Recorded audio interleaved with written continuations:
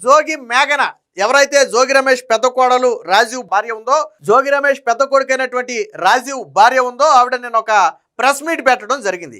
అసలు ఈ press meet పెట్టే పరిస్థితి తీసుకొచ్చిందే జోగి రమేష్. జోగి రమేష్ కేసు నమోదైన తర్వాత పోలీస్ స్టేషన్ లో కేసు నమోదైన తర్వాత నెల రోజులు అజ్ఞాతంలో ఉన్నాడు. ఎక్కడున్నాడో ఎవరికీ తెలియదు. తర్వాత ఉమెన్ కోర్టు నుంచి కొంత ఊరట లభించింది. అరెస్టు నుంచి తాత్కాలిక ఉపశమనం లభించడంతో ఆయన ప్రెస్ మీట్ పెట్టి మేఘనా గురించి, మేఘనా ఫ్యామిలీ గురించి ఆయన మాట్లాడాడు. పైగా వీళ్ళు వసంత కృష్ణ ప్రసాద్ ఎమ్మెల్యే ఆఫీసులోకి వెళ్ళొచ్చారు, సో వాళ్ళే మొత్తం నడిపారు అని చెప్పి మాట్లాడటంతో అసలు ఏం జరిగిందో బాహ్య ప్రపంచానికి తెలియాలి అని చెప్పి వీళ్ళు ప్రెస్ ముందుకు వచ్చారు. అంటే జోగి రమేష్ గారు మొన్న ప్రెస్ మీట్ పెట్టి మాట్లాడి ఉండకపోతే ఈ రోజు ఈ ఫ్యామిలీ బయటకు వచ్చి మాట్లాడేది కాదు. 100% బయటకు వచ్చి మాట్లాడేది కాదు. ఎందుకనంటే కేసు పెట్టి దాదాపుగా 15-20 రోజులు పైన అవుతున్నా, నెల రోజులు అవుతున్నా ఇప్పటి వరకు ఈ ఫ్యామిలీ ఎక్కడా కనపడలా. ఏ మీడియాతోనూ మాట్లాడాల, ఏ సోషల్ మీడియాలోనూ కనపడలా. కానీ జోగి రమేష్ ప్రెస్ మీట్ తరువాత ఆయన చేసిన విమర్శలకు సమాధానం చెప్పాలి అనే ఉద్దేశంతోనే జోగి మేఘన అయితే బయటికి రావడం జరిగింది. నిన్న కొన్ని పెను సంచలన ఆరోపణలు చేసింది. అన్నిటికీ మించి వసంత కృష్ణ ప్రసాద్ దగ్గరికి వెళ్ళారని ఏదైతే జోగి రమేష్ ఆరోపణ చేశాడో దానికి మేఘన కూడా స్ట్రాంగ్ కౌంటర్ ఇచ్చింది. ఏమని?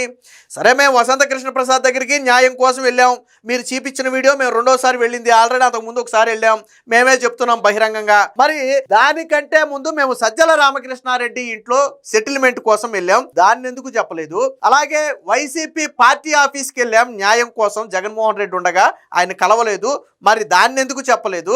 అలాగే జోగి రమేష్ బాబాయ్ దగ్గరికి కూడా వెళ్ళాం, ఆయన కూడా నేనేమి చేయలేనని చేతులు ఎత్తేసాడు, జోగి రమేష్ నా మాట వినే పరిస్థితి లేదని, మరి దాన్ని ఎందుకు చెప్పలేదని చెప్పి నేను ఆ ఫ్యామిలీ క్వశ్చన్ చేసింది.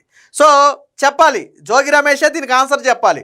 మీరు వసంత కృష్ణ ప్రసాద్ దగ్గరికి వీళ్ళు వెళ్ళొచ్చిన వీడియో చూపించారు కదా, మరి సజ్జల రామకృష్ణారెడ్డి దగ్గరికి, వైసీపీ ఆఫీస్ దగ్గరికి, అలాగే మీ బాబాయ్ దగ్గరికి వెళ్ళిన వీడియోలు ఎందుకు చూపించలేదు?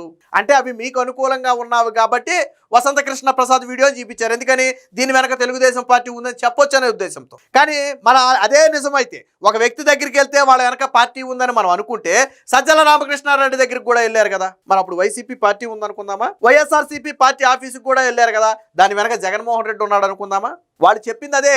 సజ్జల రామకృష్ణారెడ్డి ఇంట్లో మొదటగా వీళ్ళు విజయవాడ పోలీస్ కమిషనర్ దగ్గరికి కంప్లైంట్ పట్టుకుని వెళ్ళారు. వెళ్ళినప్పుడు ఇలా కేసు పెడుతున్నారని తెలిసి జోగి రమేష్ ఏం చేశాడంటే కొంతమంది వ్యక్తుల చేత, ఎవరైతే మేఘన వాళ్ళ లాయర్ ఉన్నాడో లాయర్కి ఒక మెసేజ్ చేశారు. ఏమని?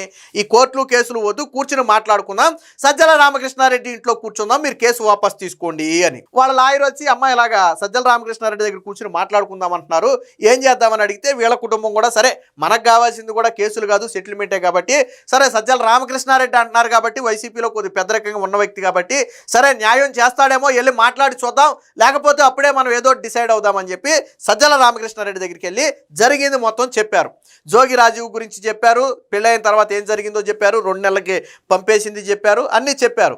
సజ్జల రామకృష్ణారెడ్డి విన్న తర్వాత నీకెందుకమ్మా, న్యాయం చేద్దాము, నేను ఉన్నాను కదా, నువ్వేం కంగారు పడద్దు, ఇప్పుడు కోర్టులు కేసులు అంటూ బయటికి వెళ్తే పరువు పోవటం అలాగే ల్యాగ్ అవటం తప్ప ఉపయోగం ఉండదు, కూర్చుని సెటిల్ చేద్దాం, నాకు 2 రోజులు టైం ఇవ్వు అని సజ్జల రామకృష్ణారెడ్డి మొత్తం విన్న తర్వాత వీళ్ళకి చెప్పాడు. సరే, ఒక పెద్ద మనిషి 2 రోజులు టైం అడిగాడు కదా అని చెప్పి వీళ్ళు వదిలేశారు. 2 రోజులు అయిపోయింది, 2 వారాలు అయిపోయింది, 2 నెలలు అయిపోయింది, పట్టించుకోవట్లా. సజ్జల రామకృష్ణారెడ్డి దగ్గర నుంచి ఏమీ మెసేజ్ రాలేదు, ఫోన్ రాలేదు. అలాగని చెప్పి పోనీ సజ్జల రామకృష్ణారెడ్డి ఏమైనా జోగి ఫ్యామిలీతో మాట్లాడి ఒప్పందం చేశాడంటే జోగి ఫ్యామిలీ నుంచి వీళ్ళకి కాంటాక్ట్ రాలేదు. అంటే ఎవరి పనుల్లో వాళ్ళు ఉన్నారు, ఇక ఈ అమ్మాయిని మర్చిపోయారు. అలాగే వైఎస్ఆర్సీపీ ఆఫీస్కి జగన్మోహన్ రెడ్డి ఉన్నప్పుడు వీళ్ళు వెళ్ళారంట, మేఘనా కావచ్చు వాళ్ళ తండ్రి కావచ్చు వెళ్ళారంట. వెళితే ఆ రోజు జగన్మోహన్ రెడ్డిని కలవనివ్వాల, ఆ రోజు కలవల, బయటకు వచ్చేసారు. అంటే మేబీ కలవకుండా అడ్డుకున్నారు, జగన్మోహన్ రెడ్డిని కలవకుండా అడ్డుకున్నారు. సో ఆ రోజు జగన్మోహన్ రెడ్డి ఆఫీస్కి వెళ్ళినా, వైసీపీ ఆఫీస్కి వెళ్ళినా న్యాయం జరగల. సర్లే అని చెప్పి జోగి రమేష్ బాబాయ్ దగ్గరికి వెళ్ళారు, వెంకటేశ్వర్లో సమ్ మీద పేరు ఉంది, ఆయన దగ్గరికి వెళ్ళారు. పాప ఆయన విన్నాడు, నీకు జరిగింది అన్యాయమేనమ్మా, కాకపోతే ఇప్పుడు నేను నిస్సహాయ స్థితిలో ఉన్నాను, జోగి రమేష్ నా మాట వినే పరిస్థితి లేదు, నీకు న్యాయం జరగాలని అయితే నేను కోరుకుంటున్నాను, కానీ నేనైతే జోగి రమేష్తో చెబితే ఆయన వినే పరిస్థితి అయితే లేడు, నువ్వు ఏదో వేరే లీగల్గానో లేకపోతే ఇంకోటో న్యాయం కోసం ప్రయత్నం చేయడమే తప్ప నేనేమీ చేయలేను అని చెప్పి ఆయన చేతులు ఎత్తేశాడు. అప్పుడు వసంత కృష్ణ ప్రసాద్ దగ్గరికి వెళ్ళాడు. నేను ఆడు కూడా చెప్పారు, వసంత కృష్ణ ప్రసాద్ దీన్ని అడ్వాంటేజ్ తీసుకోవాలా, ఫస్ట్ పార్టీ ఆఫీస్కి వెళ్ళి కూర్చొని మాట్లాడితే, అమ్మ ఆడపిల్లవి, నువ్వు ఏదో సమస్య మీద వచ్చావు, ఇక్కడ వద్దులే అందరూ ఉంటారు, ఇంటికి రండి, మీరు నువ్వు మీ నాన్న ఇంటికి రండి మాట్లాడదామని చెప్తే వసంత కృష్ణ ప్రసాద్ అంటే ఆయన ఎంతో హుందాగా చెప్పాడు చూడండి. అప్పుడు కూడా ఆయన ఏం చెప్పాడంటే, ఈ కేసులు కోర్టులు అంటే నీకు ల్యాగ్ అవుద్ది, నీకు బోడంత భవిష్యత్తు ఉంది, ఏళ్ల తరబడి సాగుతాయి, దానికంటే ఏదైనా కూర్చుని రాజీ చేసుకోండి, ఇక అయ్యింది అయిపోయింది కదా, నీకు మంచి భవిష్యత్తు ఉంది కదా, ఎందుకు నాశనం చేసుకోవటం అని చెప్పి ఆయన ఒక మంచి సలహా ఇచ్చాడు. అది తప్ప ఒప్ప? కరెక్టే కదా. ఆయనే కోర్టుకి వెళ్ళొద్దు, స్టేషన్కి వెళ్ళొద్దని సలహా ఇచ్చింది ఆయనే. అది ల్యాగ్ అవుద్ది, ఏళ్ల తరబడి సాగుద్ది, నీ లైఫ్ నష్టపోతావని చెప్పింది ఆయనే, వసంత కృష్ణ ప్రసాదే. పైగా ఆయన దాన్ని ఉపయోగించుకోవచ్చు, ఇదిగో నీ కోడలు నా దగ్గరకు వచ్చింది న్యాయం కోసం అని చెప్పి వసంత కృష్ణ ప్రసాద్ దాన్ని రాజకీయంగా ఉపయోగించుకోవచ్చు. కానీ వసంత కృష్ణ ప్రసాద్ కనీసం వచ్చిన సంగతి కూడా ఎవరికి తెలియని వల్ల పార్టీ ఆఫీస్కి వెళ్తే అందరికీ తెలుస్తేనే ఆయన ఇంటికి వచ్చి మాట్లాడమన్నాడు. ఎందుకని? 10 మందికి తెలియకూడదని. ఇక్కడ వసంత కృష్ణ ప్రసాద్ 100కు 100% ఆ వ్యక్తి గురించి కానీ జోగి ఫ్యామిలీ గురించి కానీ బయటకు రాకూడదని జాగ్రత్త పడ్డాడు. మనం దాన్ని ఒప్పుకోవాలి. అదే వసంత కృష్ణ ప్రసాద్ మళ్ళీ ఇలా బాబాయిని, ఇప్పుడు వీళ్ళు ఆల్రెడీ మాట్లాడారు కదా, అదే బాబాయిని వసంత కృష్ణ ప్రసాద్ పిలిపించాడట, ఆ ఇంటికి వచ్చాడట.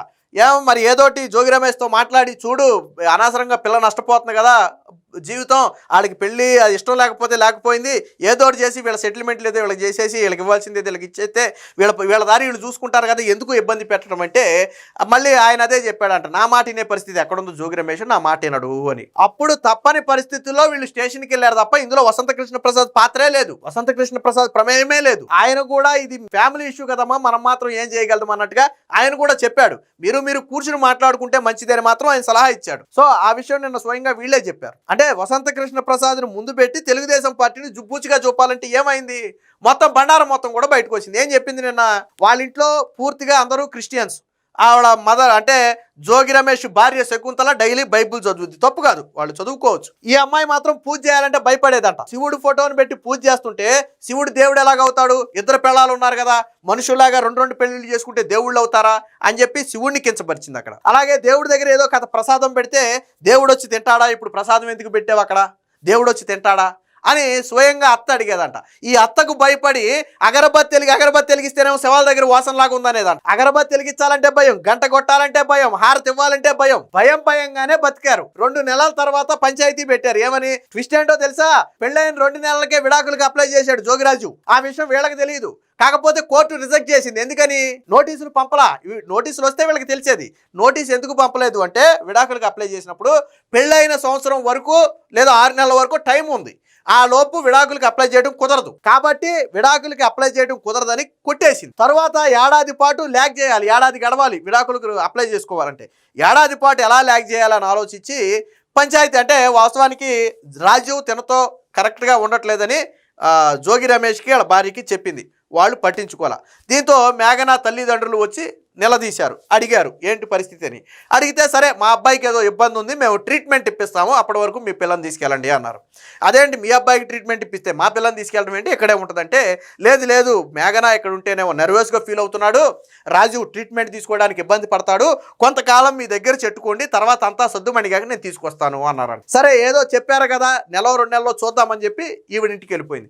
ఇంటికి వెళ్ళిపోతే చుట్టుపక్కల వాళ్ళు ఎలా చూస్తున్నారు, ఇదేంటి పెళ్ళైన 2 నెలలు గడవకుండా వచ్చి పుట్టింటిగాడు ఉంటుందని చెప్పి అక్కడ చుట్టుపక్కల వాళ్ళు చెవులు కోరుకుంటున్నారంట. అది వాళ్ళకి బాధగా ఉంది. సరే ఏదోట్లా అయ్యింది కదా అని చెప్తే, నెల అయింది, 2 నెలలు అయింది, 3 నెలలు అయింది, 4 నెలలు అయింది, ఏమీ లేదు. ఇంతలో జోగి రమేష్ మీద ఏమో కల్తీ లెక్కర మద్యం కేసు వచ్చింది, జోగి రమేష్ని అరెస్ట్ చేయటం, ఈ తతంగం అంతా ఒక 2-3 నెలలు పట్టింది. ఇంతలో పెళ్ళయి కరెక్ట్గా ఏడాది అయిపోయింది. ఏడాది అయిపోయిన మొదటి వారంలోనే మళ్ళీ వెళ్ళిపోయి విడాకులకు అప్లై చేశారు. అంటే జోగి మేఘనాను ఇంటికి పంపేయటం కోసం వీళ్ళు ఆడినటువంటి డ్రామానే, మీరు మా కొడుక్కి ట్రీట్మెంట్ ఇస్తున్నాం మీరు తీసుకెళ్ళండి అని. నిజంగా ట్రీట్మెంట్ లేదు, ఏమీ లేదు, అంతా ఉత్తిదే. ట్రీట్మెంట్ ఇస్తే వీళ్ళు అడిగారంట, నిలబడద్దా, 2 నెలలు పడద్దా, ఏ డాక్టర్ దగ్గర ఇప్పిస్తున్నారు అని అడిగితే దానికి ఏది సమాధానం చెప్పలా. అంటే ట్రీట్మెంట్ అనేది ఉత్తిదే, ఏడాది గడవాలి, అప్పటి వరకు ఈ అమ్మాయిని మన ఇంట్లో ఉండకుండా దూరంగా పెట్టాలి.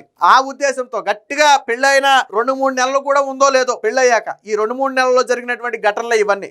ఇంకో మాట కూడా చెప్పింది, మీరు చూసినటువంటి వీడియోలు 10% 20% వీడియోలు నా దగ్గర ఇంకా ఉన్నాయి వీడియోలు. ఎప్పుడైతే వీళ్ళు మమ్మల్ని దూరం పెడుతున్నారని నాకు అనుమానం వచ్చిందో అప్పటి నుంచి జరిగిన ప్రతి ఘటనను నేను నా దగ్గర సేవ్ చేసి పెట్టుకున్నాను. నా అవసరం కోసం భవిష్యత్తులో ఎటుపోయి ఎటు వస్తుందని చెప్పి నేను అన్నీ నా దగ్గర పెట్టుకున్నా.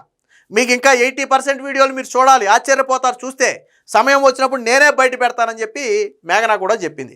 అసలు రాజీవ్ సరిగ్గా ఉండట్లేదని మొదట చెప్పిందే జోగి రమేష్కి వాళ్ళ భార్యకి. మరి వాళ్ళైనా కూర్చోబెట్టి మాట్లాడాలి కదా. చెయ్యకపోతేనే అప్పుడు మేఘనా తల్లిదండ్రులు ఇన్వాల్వ్ అయ్యి గట్టిగా నిలదీశారు. పైగా వాయిస్ కాల్ వినే ఉంటారు కదా, సోషల్ మీడియాలో లీక్లు అయినాయి, అవి నిజమైన కాల్సే. నిన్న మేఘనా చెప్పింది, మీరు చూసినటువంటి ప్రతి వీడియో, మీరు విన్నటువంటి ప్రతి కాలు నిజమే, అది అబద్ధం కాదు, దాని ఒరిజినల్ నా దగ్గరే ఉన్నాయి. ఏమంది వాళ్ళ అత్తగారు ఏమంది ఫోన్ చేసి మేఘనా తండ్రికి, మీ అమ్మాయికి ఏదన్నా కానుకలు గిఫ్టుల రూపంలో ఇస్తే మా అబ్బాయికి 3 వస్తుందని చెప్పారంట. ఏ తల్లైనా ఆ మాట చెప్పుద్దా? నా కొడుకు 3 రావాలంటే మీరు గిఫ్ట్లు ఇవ్వండి అని చెప్పి ఏ తల్లైనా చెప్పుద్దా? రాజకీయాల్లో ఉన్నారు, ఇంత సంపాదించుకున్నారు, ఇంకా ఆశ చచ్చిపోక ఆ అమ్మాయి చెప్పింది కరెక్టే, కంప్లైంట్లో రాసింది కరెక్టే.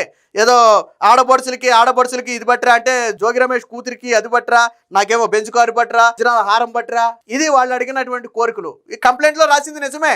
ఆ ఆడియో కాల్లో విన్నారు కదా మీరు, గిఫ్ట్లు ఏమన్నా ఇస్తే 3 వస్తుందంట, ఖరీదైన గిఫ్ట్లు అవి కూడా. అంటే ఒక 2-3 కోట్లు 4-5 కోట్లు పెట్టి ఏదైనా గిఫ్ట్లు ఇస్తే ఆల్రెడీ ఆయన తండ్రి చెప్పాడు, నేను తాగతకు మించి పెళ్లి చేశా. ఎందుకు చేశా? అటుపక్క పెద్ద ఫ్యామిలీ, రాజకీయంగా వాళ్ళు పెళ్లి మంచిగా చేయాలని అడిగారు. సరే తల తాకట్టు పెట్టైనా పెళ్లి మంచిగా చేస్తే నా కూతురు జీవితం బాగుంటుంది కదా అని చెప్పి నేను పెళ్లి చేస్తే